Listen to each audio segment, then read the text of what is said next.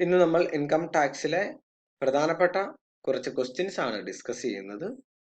ഈ ക്വസ്റ്റ്യനുകളുടെ എല്ലാ ആൻസർ കമന്റുകളായിട്ട് രേഖപ്പെടുത്തുക. ഒന്നാമത്തെ ചോദ്യം, വാട്ട് ഈസ് ടാക്സ്? ടാക്സ് എന്ന് പറഞ്ഞാൽ എന്താണ്? നിങ്ങൾ എന്താണ് ടാക്സ് എന്നതുകൊണ്ട് മനസ്സിലാക്കിയിരിക്കുന്നത്? അല്ലെങ്കിൽ എന്താണ് നിങ്ങളുടെ മനസ്സിൽ ടാക്സ് എന്ന ആ ഒരു കോൺസെപ്റ്റിന്റെ അർത്ഥം അല്ലെങ്കിൽ മീനിങ്? അതാണ് ചോദ്യം, വാട്ട് ഈസ് ടാക്സ്. രണ്ടാമത്തെ ഒരു ക്വസ്റ്റ്യൻ ആണ്, what is direct tax? Direct tax എന്ന് പറയുകയാണെങ്കിൽ എന്താണ്? എന്താണ് ഡയറക്റ്റ് ടാക്സ് എന്ന് പറയുന്നത് കൊണ്ട് ഉദ്ദേശിക്കുന്നത്? പേരിൽ നിന്ന് തന്നെ പല കാര്യങ്ങളും വ്യക്തമാണ്. ഡയറക്റ്റ് ടാക്സ് അതിന്റെ പേയ്മെന്റ് ഒക്കെ ആയിട്ട് ബന്ധപ്പെട്ടായിരിക്കും. Direct plus tax, direct tax. What is direct tax? Direct ടാക്സിന് ഒരു ഉദാഹരണം കൂടി എഴുതുക. അടുത്തൊരു ക്വസ്റ്റ്യൻ ആണ്, what is indirect tax? Indirect tax എന്ന് പറഞ്ഞാൽ എന്താണ്? എന്താണ് അതിന്റെ മീനിങ്? നിങ്ങൾ എന്താണ് അതുകൊണ്ട് മനസ്സിലാക്കിയിരിക്കുന്നത്? ആ പേരിൽ നിന്ന് തന്നെ അത് വ്യക്തമാണോ? ഞാൻ നിങ്ങളോട് ചോദിക്കുകയാണ്. ഇൻഡയറക്റ്റ് ടാക്സ് എന്ന പേരിൽ നിന്ന് തന്നെ ഇൻഡയറക്റ്റ് ടാക്സ് എന്ന് പറഞ്ഞാൽ എന്താണെന്ന് വ്യക്തമാണോ അല്ലയോ? Indirect plus tax. ചിലപ്പോൾ അതിന്റെ പേയ്മെന്റുമായിട്ട് ബന്ധപ്പെട്ടായിരിക്കും അങ്ങനെ ഒരു പേര് വന്നത്. What is indirect tax? അതിന്റെ ഉദാഹരണം കൂടി വ്യക്തമാക്കുക. ഓക്കെ, അടുത്ത ചോദ്യമാണ്, what is income tax? What is income tax? എന്താണ് ഇൻകം ടാക്സ്? ഇൻകം ടാക്സ് എന്ന് പറഞ്ഞാൽ എന്താണ്? ഒരു ചോദ്യം കൂടി, ഇൻകം ടാക്സിന് ഇൻകം ടാക്സ് എന്ന് പേര് വരുവാൻ കാരണം എന്താ? എന്തുകൊണ്ടാണ് അതിനെ ഇൻകം ടാക്സ് എന്ന് വിളിക്കുന്നത്? മറ്റൊരു ചോദ്യം, ഇത് ഡയറക്റ്റ് ടാക്സ് ആയിരിക്കുമോ ഇൻഡയറക്റ്റ് ടാക്സ് ആയിരിക്കുമോ? ഇൻകം ടാക്സ് ഡയറക്റ്റ് ടാക്സ് ആയിരിക്കുമോ ഇൻഡയറക്റ്റ് ടാക്സ് ആയിരിക്കും? അടുത്തൊരു ചോദ്യമാണ്, what are the components of income tax law in India? ഇന്ത്യയിലെ ഇൻകം ടാക്സ് ലോയുടെ കമ്പോണൻസ് എന്തൊക്കെയാണ്? ഒരു 5 കമ്പോണൻസിനെ കുറിച്ച് നമ്മൾ കണ്ടായിരുന്നു. വളരെ വിശദമായിട്ട് കണ്ടായിരുന്നു. 5 കമ്പോണൻസ് ആണുള്ളത്. 5നെ പറ്റി വളരെ വിശദമായി കണ്ടതാണ്. ഏതൊക്കെയാണ് ആ 5 കമ്പോണൻസ്? കമ്പോണൻസ് ഏതാണെന്ന് മാത്രം കമന്റ് ചെയ്താൽ മതി. Components of income tax law in India. അടുത്തൊരു ചോദ്യമാണ്, ഇൻകം. What is income? അല്ലെങ്കിൽ ഡിഫൈൻ ഇൻകം. ഇൻകത്തെ സംബന്ധിച്ച് ചോദിക്കാനുള്ള ചോദ്യങ്ങൾ, ഇൻകം എന്ന് പറഞ്ഞാൽ എന്താണ്? എവിടെയാണ് ഇൻകം എന്ന ടേം ഡിഫൈൻ ചെയ്തിരിക്കുന്നത്? ഇൻകം ഇൻക്ലൂഡ്സ്, എന്തൊക്കെയാണ് ഇൻകത്തിൽ ഉൾപ്പെടുന്നത്? അത് ഇൻകത്തിന്റെ വളരെ കോംപ്രഹെൻസീവ് ആയിട്ടുള്ള ഒരു ഡെഫിനിഷൻ നമ്മൾ കണ്ടിരുന്നു. ഈ സെക്ഷനിലാണ് നിങ്ങൾക്കറിയാം. അതിനകത്ത് എന്തൊക്കെയാണ് ഇൻകത്തെ കുറിച്ച് പറഞ്ഞിരിക്കുന്നത്? എന്തൊക്കെ കാര്യങ്ങളാണ്? അല്ലെങ്കിൽ ഡിഫൈൻ ഇൻകം എന്ന് ചോദിച്ചാൽ അതിനകത്ത് എന്തൊക്കെ വരും ഇൻകത്തിന്റെ ഡെഫിനിഷനകത്ത്? മറ്റൊന്നാണ് concept of income. Income concept എന്താണ്?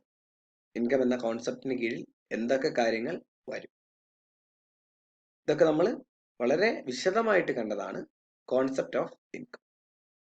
മറ്റൊന്നാണ് ഫീച്ചേഴ്സ് ഓഫ് ഇൻകം. ഇൻകത്തിന്റെ ഫീച്ചേഴ്സ് എന്തൊക്കെയാണ്?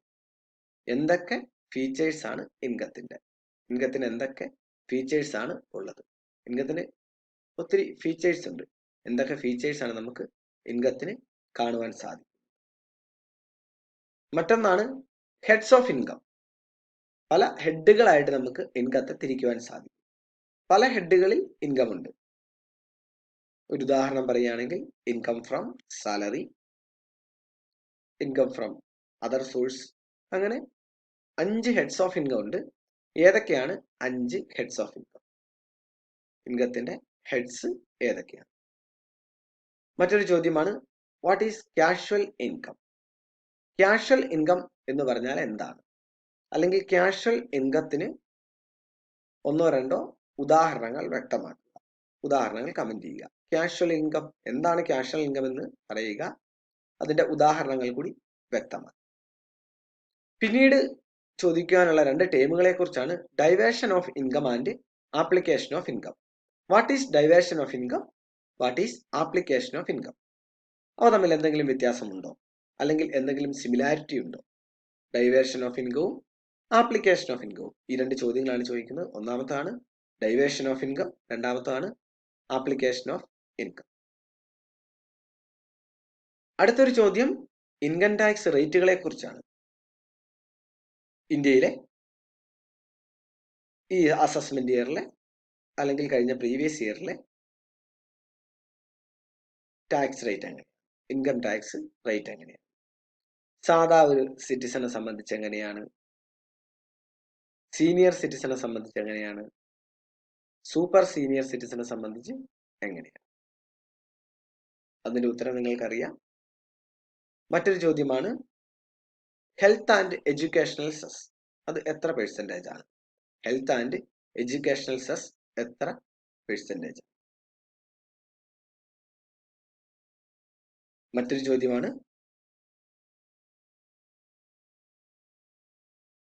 Income tax rate,